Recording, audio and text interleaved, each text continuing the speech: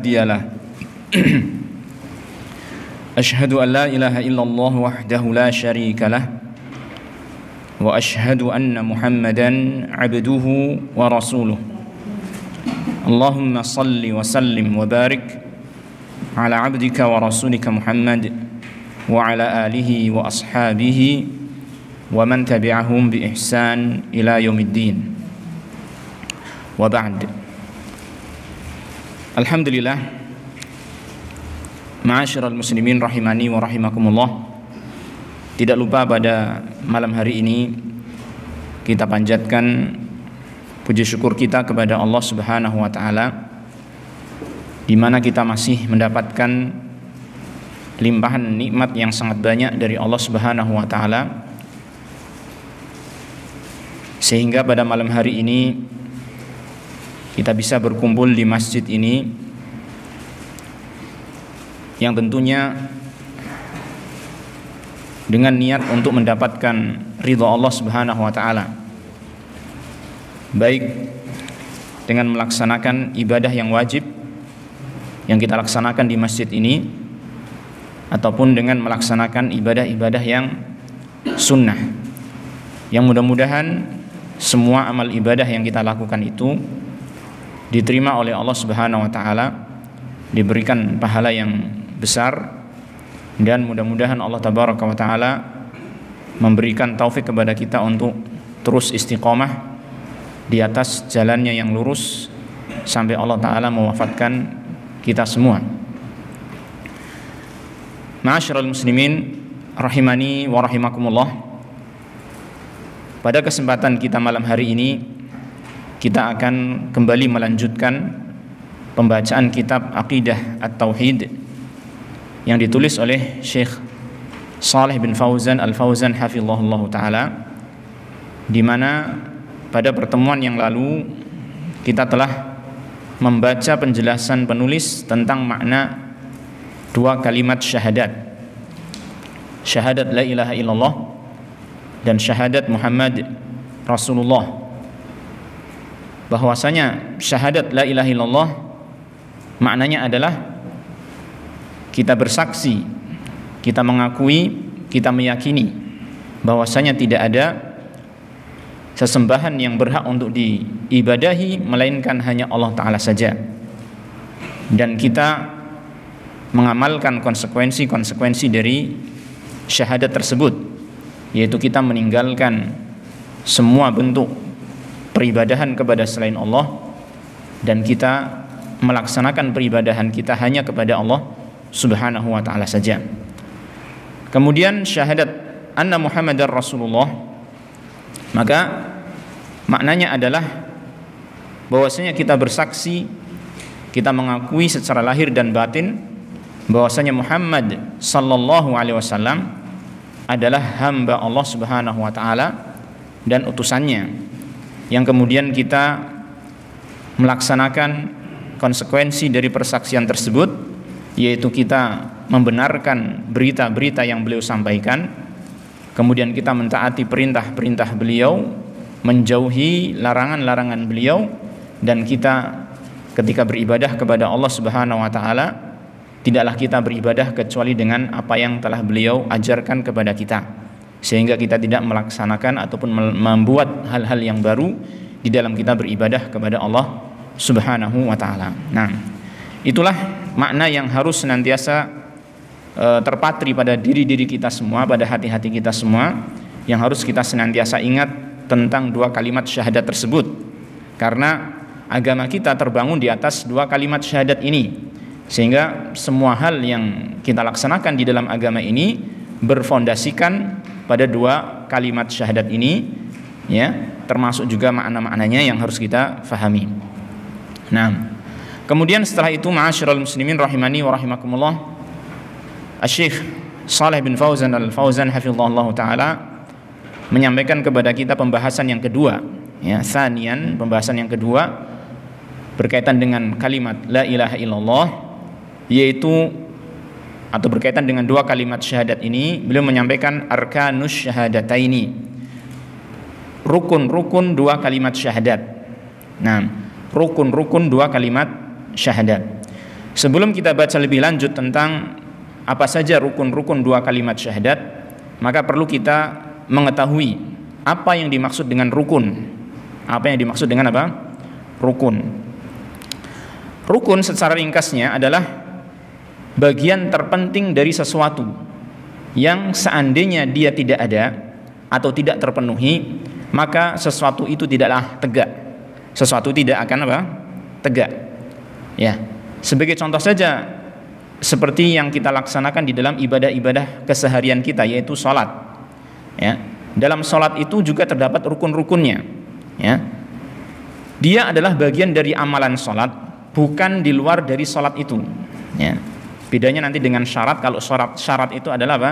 Di luar dari bagian sholat. Seperti wudhu termasuk syarat sahnya sholat, ya, tetapi dia di luar dari bagian sholat. Tapi rukun adalah bagian dari sholat itu sendiri yang menentukan sah dan tidaknya sholat. Seandainya rukun itu terpenuhi, maka sholat menjadi sah jika hal-hal yang lain terpenuhi, ya kan?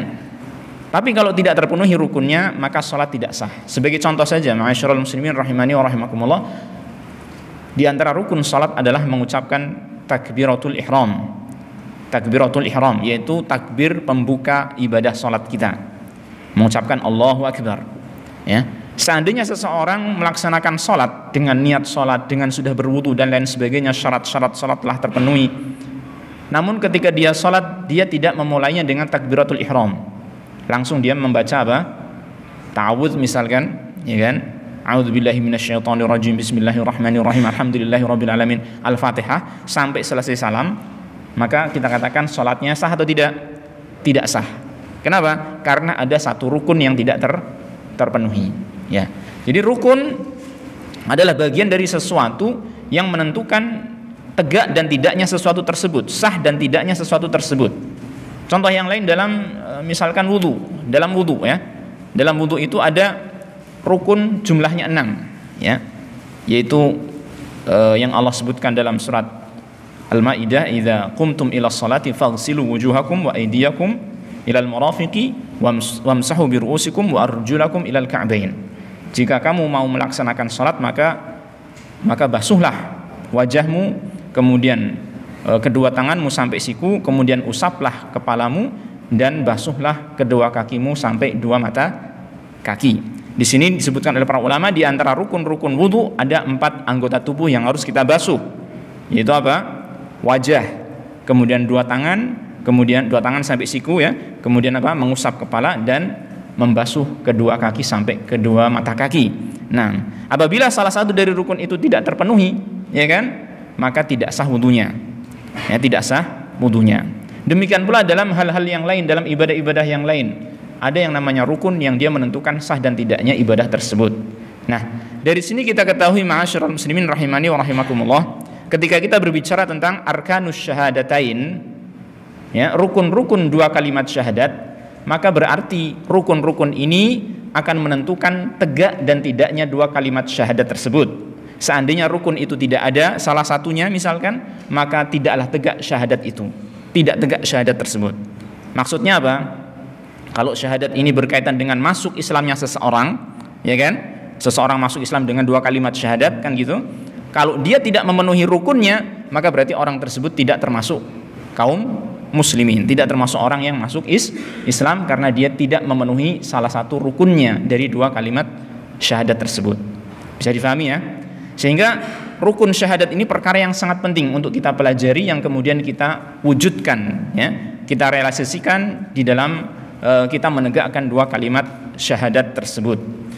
Dan secara ilmiah maka itu mudah untuk kita fahami, untuk kita ketahui, untuk kita hafalkan, ya. Karena ini kalimat yang senantiasa kita ulang-ulang, dan ternyata hanya ada dua rukun saja dari kalimat la ilaha illallah. Dan saya kira saya sudah mengisyaratkan atau sudah mengisyaratkan atau sudah menyampaikan, ya, pada waktu pertemuan-pertemuan yang lalu tentang hal ini, walaupun itu belum kita masuk pembahasan ini. Taib. Maka sekarang kita lihat penjelasan beliau, Syekh Shalih Al-Fauzan hafizahullah taala, terkait dengan dua rukun-rukun dua kalimat syahadat ini. Taib. Beliau mengatakan la ilaha illallah laha ruknan.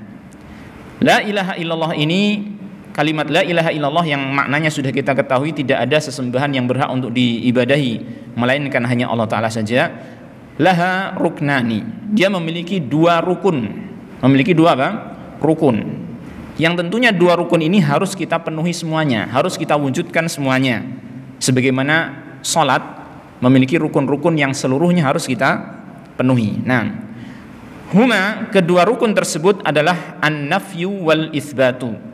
An-nafyu wal isbatu. An-nafyu artinya adalah penafian. Nah, ini bukan arti ya. Nah, hanya sekedar bahasa Arab yang diindonesiakan, penafian. Apa makna penafian? Yaitu peniadaan atau pengingkaran. Ya, ini namanya nafyu. Nanti akan diterangkan apa yang harus kita tiadakan, apa yang harus kita ingkari. Yang jelas di dalam kalimat la ilaha illallah kita harus menegakkan an-nafyu ini. Kita harus mengingkari apa yang harus kita ingkari, meniadakan apa yang harus kita tiadakan. Nanti penjelasannya setelah ini insyaallah. Wal isbatu, yang kedua adalah isbat, menetapkan. Ya, menetapkan sesuatu perkara yang memang harus kita tetapkan terkait dengan kalimat syahadat ini, terkait dengan peribadahan kita kepada Allah Subhanahu wa taala, ya. Dua rukun ini, an-nafyu wal isbat, meniadakan dan menetapkan sesuatu. Meniadakan sesuatu dan menetapkan sesuatu. Nah, maka diterangkan lebih lanjut oleh Syekh Hafizahullah taala apa yang harus kita tiadakan, apa yang harus kita tetapkan. Maka beliau menerangkan farruknul awwalu, rukun yang pertama yaitu an-nafyu. Ini diambil dari kata la ilaha. Jadi kalau kita perhatikan kalimat la ilaha illallah ini, ya, ini terdiri atas dua bagian kalimat. Yang pertama la ilaha, yang kedua illallah. Ya, la ilaha ini, ya, ini mencerminkan rukun yang pertama yaitu penafian, dan illallah mencerminkan rukun yang kedua yaitu isbat. Nah, an-nafyu diambil dari kata la ilaha yang artinya apa? Tidak ada sesembahan yang hak kecuali hanya Allah Ta'ala saja. Nah, maka rukun yang pertama adalah yubtilu syirka bi jami'i anwa'ihi wa yujibul kufra bi kulli ma yu'badu min dunillah. Rukun yang pertama ini membatalkan kesyirikan dengan segala macamnya. Membatalkan kesyirikan dengan segala macamnya. Maksudnya baik itu syirik yang besar ataupun syirik yang kecil. Baik itu syirik kepada yakni Allah Ta'ala dengan menyekutukan selain Allah Ta'ala berupa benda-benda yang mati seperti batu, patung, pohon, ataupun menyekutukan Allah Ta'ala dengan makhluk-makhluk yang hidup seperti apa? Malaikat, para nabi dan rasul, orang-orang soleh dan lain sebagainya. Segala macam kesyirikan kepada Allah harus diingkari, harus ditiadakan, harus kita tinggalkan. Ya, ini rukun yang pertama. Wa yujibul kufra bi kulli ma yu'badu min dunillah. Rukun yang pertama ini mengharuskan kita untuk mengkufuri, yaitu mengingkari bikulli ma yu'badu min dunillah, segala sesuatu yang disembah yaitu selain Allah Subhanahu wa taala. Kita harus mengingkari semuanya, ya. Tidak ada pengecualian. Semuanya harus kita ingkari. Enggak boleh menyembah apapun kecuali siapa? Kecuali Allah Ta'ala. Tidak boleh menyembah apapun selain Allah Tabaraka wa Ta'ala. Jadi kita mengingkari secara umum, ya, segala sesuatu yang disembah oleh manusia kecuali Allah Subhanahu wa taala. Ini makna dari penafian, makna dari an-nafyu. Saya kira bisa difahami ya ini ya. Jadi apa saja yang dijadikan sesembahan oleh manusia yaitu selain Allah Tabaraka wa taala, maka wajib bagi kita untuk apa? Mengingkarinya, wajib bagi kita untuk meninggalkannya. Kita sendiri harus meninggalkannya dan kita juga harus mengingkarinya. Nah, dan kita harus meyakini bahwasanya itu semua tidak berhak untuk disembah. Ini rukun yang pertama. Kalau ada orang yang ini tidak menegakkan rukun ini, ya, tadi saya sebutkan meninggalkannya, kemudian mengingkarinya, meyakini tidak berhaknya selain Allah Ta'ala untuk disembah, ya kan? Ada tiga ini.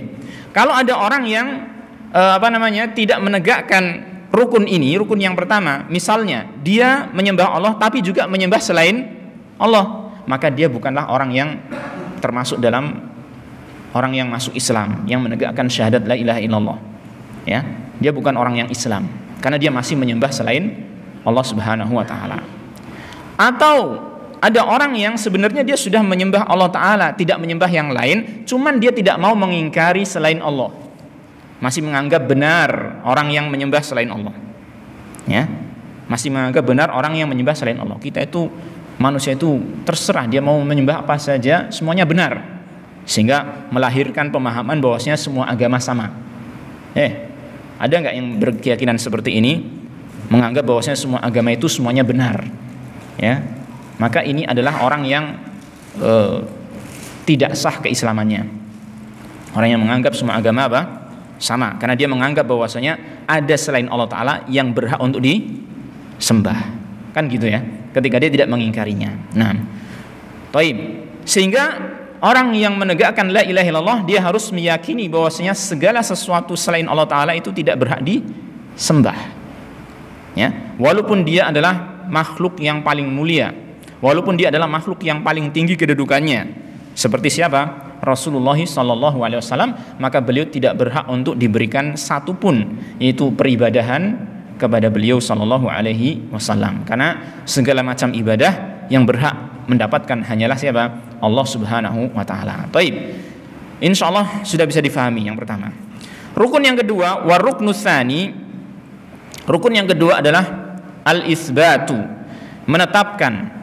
Yang ini diambil dari bagian terakhir dari kalimat la ilaha illallah, yaitu kalimat illallah. Nah, yusbitu annahu la yastahiqqul ibadata illallah. Yusbitu annahu la yastahiqqul ibadata illallah wa yujibul amala bidzalika. Jadi rukun yang kedua yaitu penetapan, maksudnya adalah apa? Yusbitu, menetapkan bahwasanya la yastahiqul ibadata illallah, tidak ada yang berhak untuk diibadahi kecuali hanya Allah Ta'ala saja. Tidak ada yang berhak untuk mendapatkan peribadahan dari manusia, dari makhluk, kecuali hanya siapa? Allah Ta'ala saja. Artinya yang kita tetapkan adalah hak diibadahi itu hanya untuk Allah Subhanahu wa Ta'ala. Jadi kita menetapkan hak diibadahi hanya milik siapa? Milik Allah Subhanahu wa Ta'ala. Tidak kita tetapkan kepada selain Allah Subhanahu wa Ta'ala. Nah, wa yujibul amal bidzalik, dan rukun yang kedua ini mengharuskan seseorang untuk mengamalkan hal itu. Artinya apa?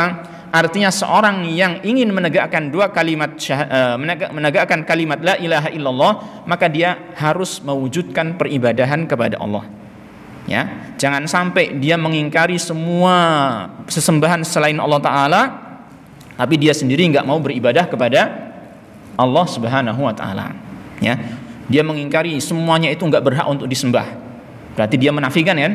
Menafikan, menegakkan rukun yang pertama barangkali, ya kan? Mengingkari semua itu nggak berhak untuk disembah. Tetapi dia tidak menetapkan hak itu untuk Allah Ta'ala. Dia nggak mau beribadah kepada Allah. Sama saja bohong, ya kan? Sama saja bohong. Berarti dia itu tidak bertauhid kepada Allah, ya kan? Karena dia tidak menetapkan rukun yang kedua. Sehingga dua kalimat la ilaha illallah ini mengharuskan kita untuk memenuhi dua rukun tersebut, yaitu menafikan segala sesembahan selain Allah Tabaraka wa Ta'ala, bahwasanya tidak ada yang berhak untuk disembah kecuali hanya Allah Ta'ala saja, dan kita harus menetapkan hak ibadah hanya untuk Allah Ta'ala saja. Sekaligus kita juga apa? Tentunya adalah mengamalkan hal tersebut, kita mewujudkan ibadah kita kepada Allah. Kita mewujudkan ibadah kita kepada Allah Subhanahu wa Ta'ala. Nah, ini dua rukun la ilaha illallah. Baik, dan ini sebagai fondasi, ya. Fondasi dalam semua ibadah kita. Dalam semua apa? Ibadah kita. Seperti misalnya dalam tawakal. Dalam tawakal, ini salah satu contoh penerapannya. Dalam tawakal, tawakal merupakan salah satu bentuk ibadah, salah satu contoh ibadah hati. Maka seorang yang bertawakal, dia tidak bertawakal kepada selain Allah Ta'ala. Ini rukun yang pertama. ya kan? Dia tidak bergantung kepada sebab, tidak bergantung kepada apa saja selain Allah Ta'ala, namun dia bergantung hanya kepada siapa? Allah Ta'ala. Ini adalah isbat. Rukun yang kedua, dia bertawakalnya kepada Allah dan tidak bertawakal kepada selain Allah Subhanahu wa Ta'ala. Ya. Juga dalam misalnya doa, ketika dia memiliki hajat kebutuhan apapun, ya kan? Maka dia tidak meminta kepada selain Allah Tabaraka wa Ta'ala. Ini adalah nafi, ya, nafi, meniadakan hak untuk diminta dari selain Allah Tabaraka wa Ta'ala. Kita tidak meminta kepada selain Allah, tetapi kita meminta kepada siapa? Allah. Ini isbat, menetapkan ini ibadah kita, permintaan kita, doa kita hanya untuk siapa? Allah Tabaraka wa Ta'ala. Ya, ini kita laksanakan, kita terapkan dalam semua jenis ibadah kita. Ada nafi, ada isbat. Ada nafi, ada isbat. Nah, baik. Kemudian Syekh mengatakan, waqad jaa ma'na hadaini ruknaini fi katsirin minal ayat. Dan telah datang makna dari dua rukun ini pada banyak ayat-ayat di dalam Al-Qur'an. Tentunya memang harus demikian. Karena ayat-ayat yang berbicara tentang tauhid, mau tidak mau pasti harus ada apa? Penjelasan dua rukun tersebut. Karena kalau tidak ada dua rukun tersebut, tidaklah terjadi tauhid, gitu loh. Kalau tidak ada dua rukun tersebut, tidak akan dikatakan sebagai tauhid. Yang namanya tauhid itu harus ada penafian, harus ada isbat. Sehingga nanti kita akan terangkan nanti insyaallah ya, bahwasanya dua rukun ini, nafyu dan isbat, meskipun itu dijelaskan dalam konteks pembicaraan tentang tauhid uluhiyah, ya kan? Pembahasan tentang ibadah kita kepada Allah Tabaraka wa Ta'ala, namun dua rukun tersebut berlaku pada tauhid yang lain, baik itu tauhid rububiyah ataupun tauhid asma wa sifat. Nanti insyaallah kita terangkan contoh-contohnya. Baik. Kemudian di sini beliau mengatakan contoh ayat-ayat yang menyebutkan dua rukun ini sebagai penjelasan dari tauhid la ilaha illallah. Misli qaulihi ta'ala, seperti dalam firman Allah Ta'ala dalam surat Al-Baqarah ayat 256, yang ini disebutkan setelah ayat kursi, ya. Faman yakfur bit-taghuti wa yu'min billah faqad istamsaka bil 'urwatil wuthqa. Ya. Allah Ta'ala mengatakan, maka barang siapa yang mengkufuri tauhid, mengingkari tauhid dan dia beriman kepada Allah, maka dia telah berpegang teguh dengan tali yang sangat kokoh, tali yang sangat kuat. Yang dimaksud dengan al-urwatul wuthqa, tali yang sangat kuat, yaitu kalimat la ilaha illallah. Allah Ta'ala mengatakan seseorang dikatakan telah berpegang teguh dengan la ilaha illallah, telah menegakkan la ilaha illallah, kapan? Ketika dia telah memenuhi dua hal ini, kufur terhadap tauhid dan iman kepada Allah. Kalau kita perhatikan, beliau mengatakan faqauluhu may yakfur bit-taghut, firman Allah Ta'ala kufur kepada tauhid, huwa makna ar-ruknil awal la ilaha. Ini adalah makna dari rukun yang pertama. Apa tadi? Penafian. Kita harus mengingkari tauhid. Nah, di sini perlu kita pahami apa makna tauhid. Apa makna tauhid? Tauhid, ya, diterangkan oleh Al-Imam Ibnu Qayyim rahimahullah taala, ya, yang ini definisi ini, penjelasan ataupun pengertian tauhid yang diterangkan oleh Al-Imam Ibnu Qayyim rahimahullah taala ini dianggap oleh para ulama sebagai pengertian yang paling paling sempurna. Maksudnya paling mencakup semua hal yang dikategorikan sebagai tauhid. Beliau mengatakan tauhid itu adalah kullu ma tajawaza bihil abdu haddahu min ma'budin aw matbu'in aw muta'. Ya, segala sesuatu yang seorang hamba itu melampaui batasannya, baik itu berupa yang disembah atau yang diikuti atau yang ditaati. Jadi kalau ada seseorang menyembah selain Allah, maka sesembahan itu adalah apa? Dikatakan tauhid. Kalau ada orang yang mengikuti sesuatu yang tidak hak untuk diikuti, maka orang tersebut disebut sebagai tauhid, atau sesuatu itu disebut sebagai tauhid. Kalau seseorang mentaati sesuatu yang tidak hak untuk ditaati, maka itu adalah juga tauhid. Jadi luas makna tauhid itu. Ya, luas makna tauhid tersebut. Dan di sini dalam konteks ini keimanan kita kepada Allah Subhanahu wa taala, maka tauhid ini adalah apa? segala sesuatu yang diibadahi selain Allah Subhanahu wa taala, ya. Semua sesembahan selain Allah Tabaraka wa taala. Maka di sini artinya apa? Orang yang berpegang teguh dengan al-urwatul wuthqa tadi, yang berpegang teguh dengan la ilaha illallah, yang menegakkan la ilaha illallah adalah yang pertama apa? Dia mengingkari semua sesembahan selain Allah Tabaraka wa taala. Dan ini adalah rukun yang pertama. Wa qauluhu yu'min billah wa yu'min billah huwa ma'na ruknis tsani illallah.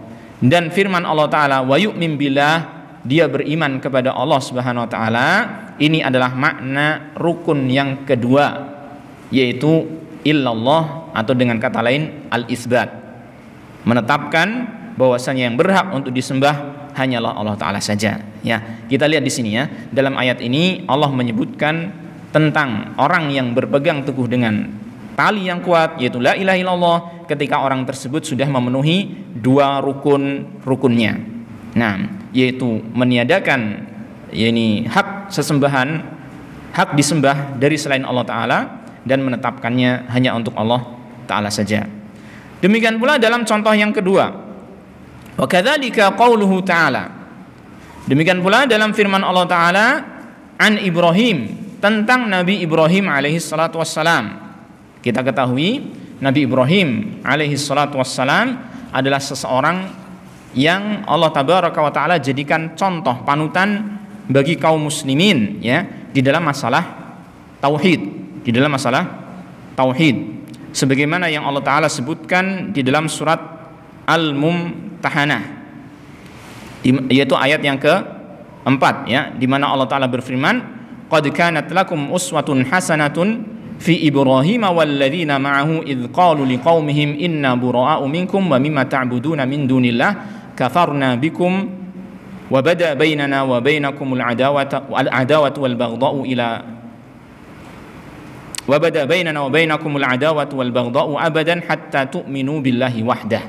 Ya, jadi di sini dalam ayat ini Allah taala menjelaskan kepada kita kedudukan Nabi Ibrahim alaihissalam yang sangat agung, di mana Allah menjadikan beliau sallallahu alaihi wasallam, Nabi Ibrahim alaihissalam, sebagai panutan bagi kita kaum muslimin. Qad kanat lakum uswatun hasanah, telah ada pada diri Nabi Ibrahim, telah ada uswatun hasanah, teladan yang baik bagi kalian, fi Ibrahim, pada diri Nabi Ibrahim alaihissalam, walladzina ma'ahu, dan orang-orang yang bersama beliau. Idz qalu liqaumihim, ketika mereka berkata kepada kaumnya, inna bura'a'u minkum wa mimma ta'budun min dunillah, kami berlepas diri dari kalian dan dari apa yang kalian sembah, yaitu selain siapa? Selain Allah Tabaraka wa taala, ya.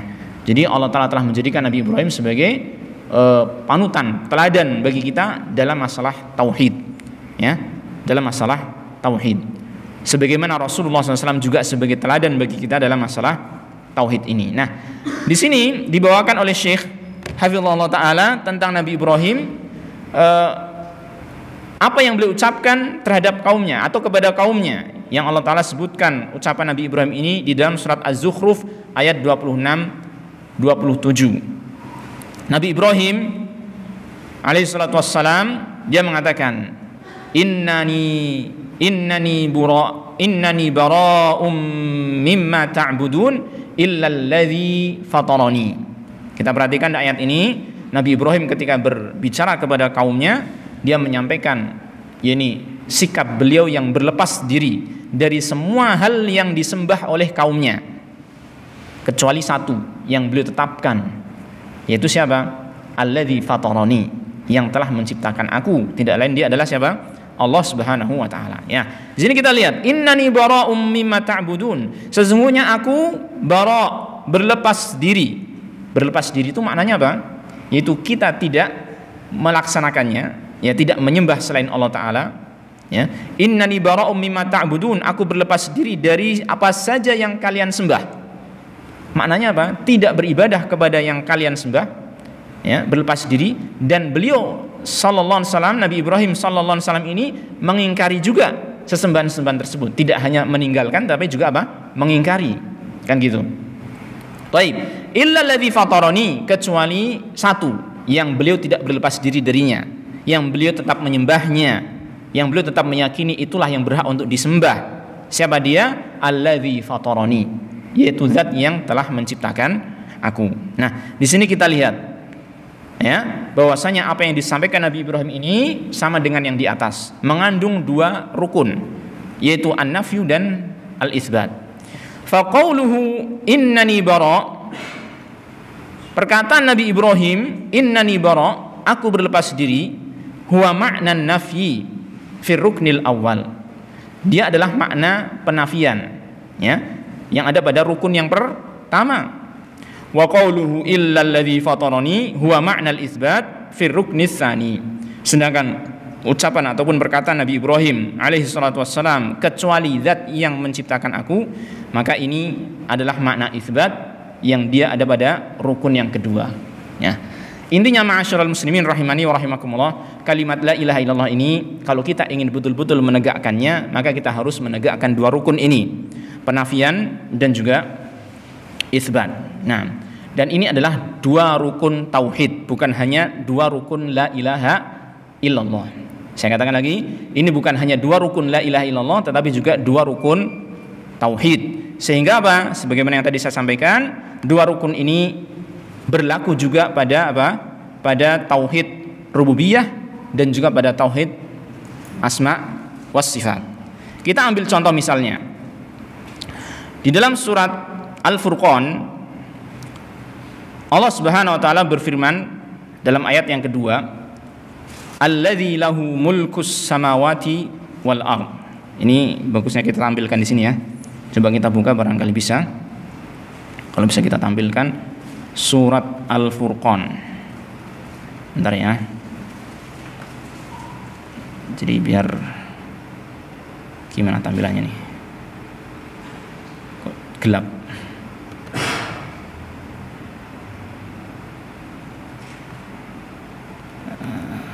Hitam putih nggak apa ya?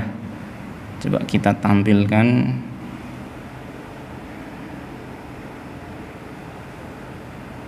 Nah, baik.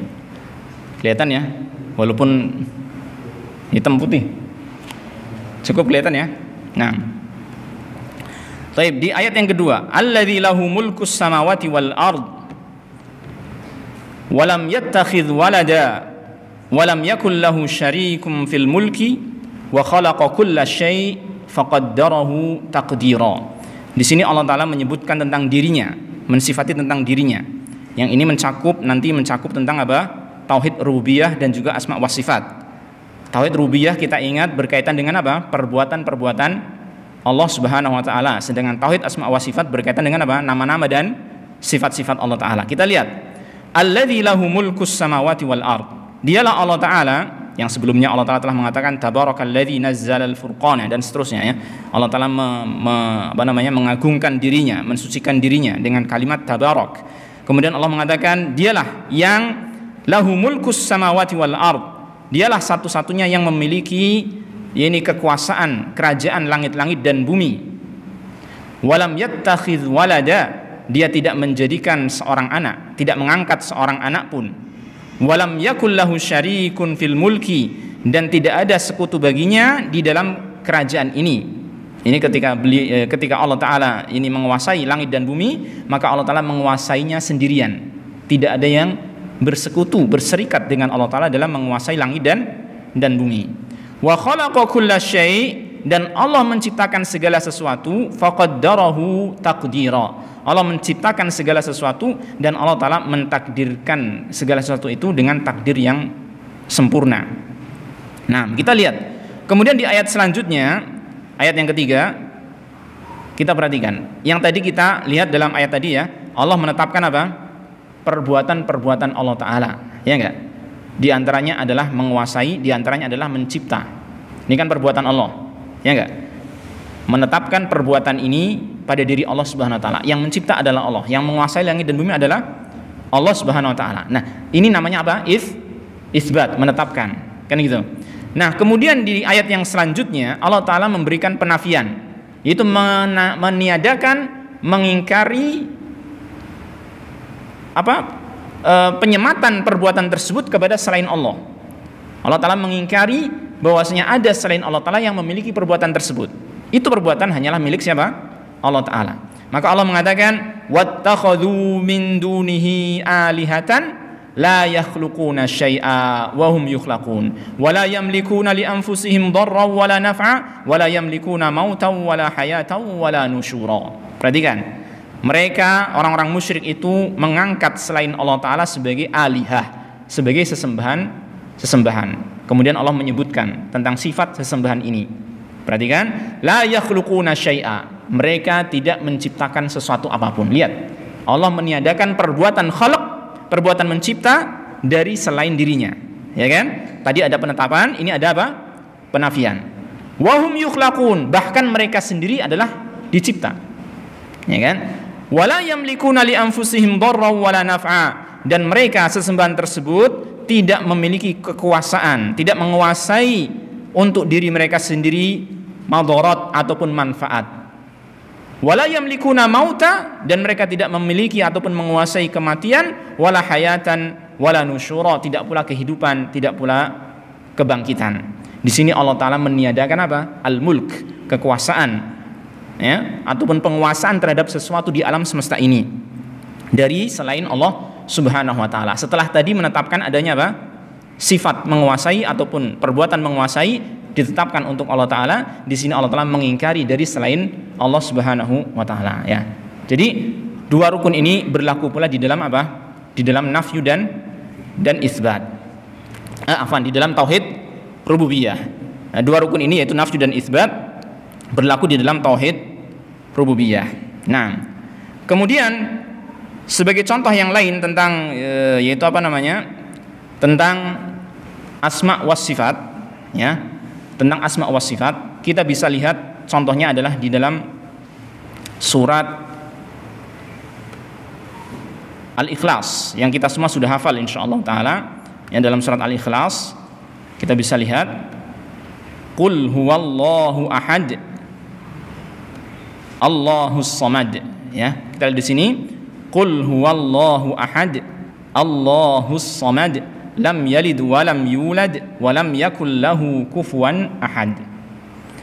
Ayat ini atau surat ini murni untuk menjelaskan tentang sifat-sifat Allah Subhanahu wa Ta'ala.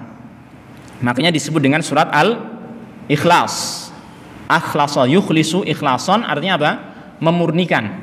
Jadi ayat ini atau surat ini dikatakan atau disebut dengan surat Al-Ikhlas karena isinya adalah murni untuk menjelaskan sifat-sifat Allah Subhanahu wa Ta'ala. Nah, kita lihat di dalam ayat ini Allah berfirman, Qul huwallahu ahad. Katakanlah dia Allah Ta'ala adalah ahad, esa, tunggal, ya. Allahus samad, Allah Ta'ala itu as-samad, zat yang menjadi tujuan setiap makhluk dalam kebutuhan-kebutuhannya. Ini makna dari as-samad. Al-maqsudu fi jami'il hawaiji, zat yang dituju pada semua kebutuhan-kebutuhan, hajat-hajat seluruh makhluknya, ya. Ketika dia memiliki hajat apapun, ya, maka dia pasti tergantung kepada Allah Ta'ala, bergantung kepada Allah Ta'ala. Langit bisa tegak, siapa yang menegakkan? Allah Ta'ala, ya. Bumi bisa diam, siapa yang menjadikan bumi itu diam? Allah Ta'ala. Semuanya tertuju kepada Allah Subhanahu wa Ta'ala. Maka Allah Ta'ala as-samad, yang dituju oleh seluruh makhluk dalam semua hajat kebutuhannya. Maka sangatlah aneh ketika ada seorang manusia yang memiliki hajat kebutuhan tapi dia tidak mau bagaimana? Tidak mau bersandar kepada Allah, tidak mau memintanya kepada Allah Subhanahu wa Ta'ala, padahal Allah adalah as-samad. Nah, sudah waktu Isya. Tapi kita selesaikan ini dulu. Lam yalid walam yulad walam yakul lahu kufuwan ahad. Allah Ta'ala tidaklah melahirkan, tidak memiliki anak, walam yulad, dan Allah Ta'ala tidaklah hasil dari peranakan zat yang lain. Artinya di sini menegaskan tentang apa? Keesaan Allah Ta'ala. Tadi disebutkan di ayat yang pertama menetapkan tentang keesaan Allah Subhanahu wa Ta'ala, ya kan? Kemudian meniadakan perkara-perkara yang bertentangan dengan hal tersebut, yaitu apa? Adanya anak, atau Allah Ta'ala itu hasil dari peranakan zat yang lain.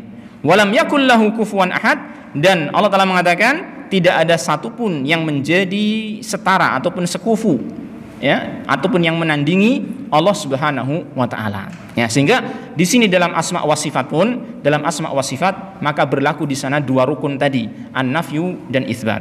Maka dalam asma wa sifat, ya, perhatikan, dalam asma wa sifat kita harus meniadakan dua hal dan menetapkan dua hal. Apa itu? Meniadakan dua hal yaitu meniadakan sifat-sifat kekurangan dari Allah Ta'ala dan meniadakan penyerupaan Allah dengan makhluknya. Yang pertama berkaitan dengan nafi, ya. Dalam asma wa sifat kita harus apa? Meniadakan dua hal. Yang pertama meniadakan sifat-sifat kekurangan dari diri Allah Ta'ala dan meniadakan apa? Penyerupaan Allah dengan makhluknya. Kemudian dalam isbat maka kita menetapkan dua hal juga. Yang pertama apa? Menetapkan kesempurnaan sifat-sifat Allah Ta'ala, dan yang kedua menetapkan keesaan Allah Subhanahu wa taala. Menetapkan keesaan Allah Subhanahu wa taala, bahwasanya Allah tidak ada yang menandinginya, tidak ada yang menyamainya.